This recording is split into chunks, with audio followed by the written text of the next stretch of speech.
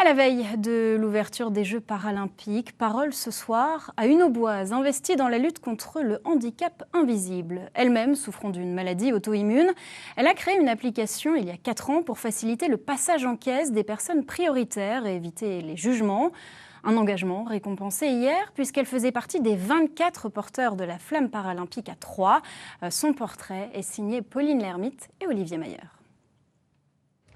Elle a porté la flamme paralympique avec fierté, comme une récompense de son travail accompli.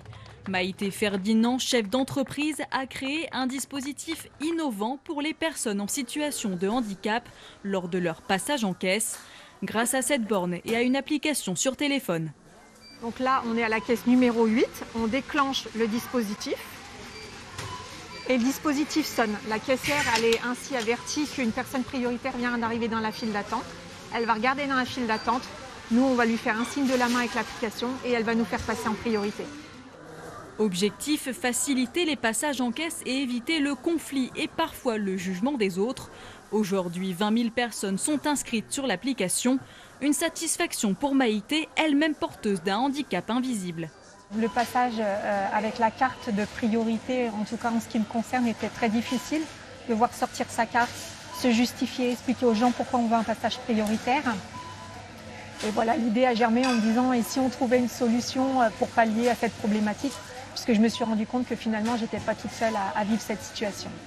Pour développer cette solution, Maïté Ferdinand s'est installée à la Technopole de l'Aube. Dans son bureau, les commandes sont prêtes à partir.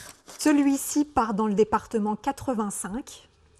Il y en a un autre qui part dans le 17, un autre dans le 85, dans le 29, voilà, dans le département un petit peu partout en France.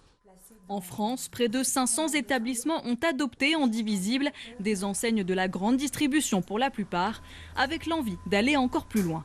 On a également tout ce qui est établissement du quotidien, comme les pharmacies, comme les boulangeries, certains points de restauration qui pourraient avoir besoin également, les administrations. Donc vraiment le champ des possibles est très large et un développement à l'international, pourquoi pas. En parallèle, Maïté a développé une autre borne, cette fois-ci à destination des femmes enceintes. Son nom, Baby Visible.